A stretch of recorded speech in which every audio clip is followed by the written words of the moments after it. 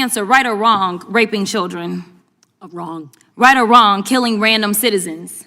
Definitely wrong. Right or wrong, enriching yourself as the sitting president of the United States? Definitely wrong. Okay, thank you, because I probably never would have got that with our witness. Our witness who somehow is a lawyer but does not understand how it works with witnesses. I'm not really sure what law school she went to and what all kind of cases she tried, but typically when you come into a space and somebody's a witness, then they sit there and they answer questions instead of asking questions. And then we also have this objection that we use as lawyers called non-responsive when a witness fails to actually answer the question. But nevertheless, let me address the survivors, because that's exactly who they are. They are not victims, they are survivors. Let me say thank you for having more courage and moral clarity in your pinky fingers than the entire Department of Justice. We are currently the laughing stock of the world, partially because of the failed leadership within the DOJ, as we see kings and queens falling everywhere around the world. But we don't know the basics of right and wrong in this country, because it's not about partisanship.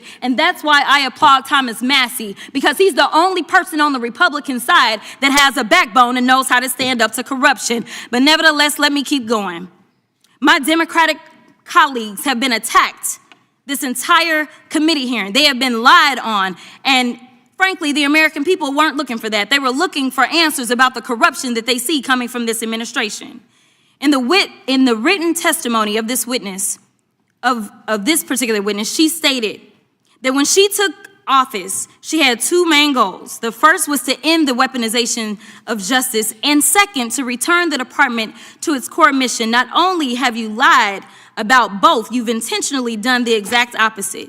You're spending more taxpayer resources arresting journalists than you are prosecuting pedophiles and creeps. In fact, your boss, the President of the United States, stated that this administration, quote, took the freedom of speech away. And at your direction, DOJ has arrested Don Lemon and Georgia Fort. And I might add that y'all actually had a judge that rejected y'all for trying to arrest Don Lemon before, just like the grand jury rejected y'all as it relates to Senator Kelly, just like a grand jury rejected y'all as it relates to Senator Slotkin, just like the case against Tish James was dismissed and the case against Mr. Comey was dismissed. I completely don't get how it is that you're sitting at the top of DOJ, because you don't seem to be good at your job.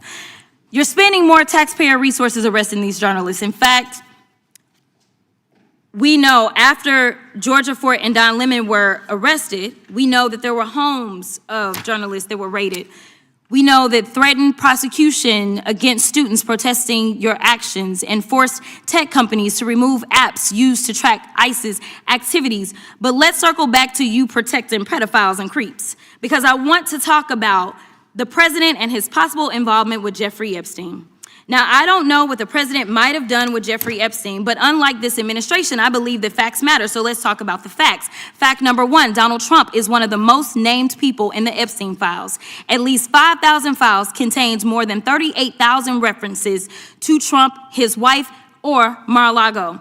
Fact number two, Jeffrey Epstein and Ghislaine Maxwell made young girls available to Trump on multiple occasions. For example, according to this file, Ghislaine Maxwell presented a young girl to President Trump who spent more than 20 minutes apparently flirting with her. Here's another example. This shows notes from FBI investigators that describe Jeffrey Epstein transporting a victim to Mar-a-Lago to meet with President Trump, where he bragged to Trump that, quote, this is a good one. Now, I'm not saying that the president is a pedophile, but there is a lot of evidence in these files that suggests that he's very close friends with a lot of men who are pedophiles. What's crazy about all of this is just that this is a big cover-up. And this administration is engaged in it. In fact, this administration is complicit.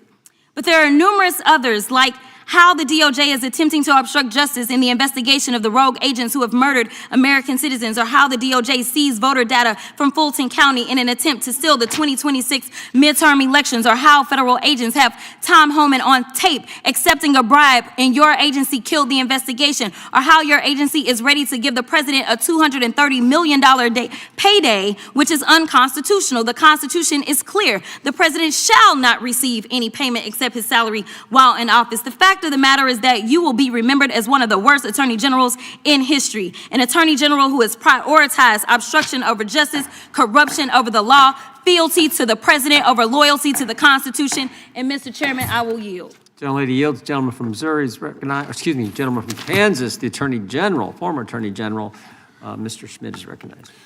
Thank you, Mr. Chairman, and General Bondi, thanks for being here. Did you have anything you wanted to say before we talk? I do. Thank you, Congressman. Thank you, my friend, for many years. I find it interesting that she didn't even want to try, Congresswoman Crockett, to ask any questions because she certainly did not condemn her leader, Hakeem Jeffries, for taking money from Jeffrey Epstein after Epstein was convicted.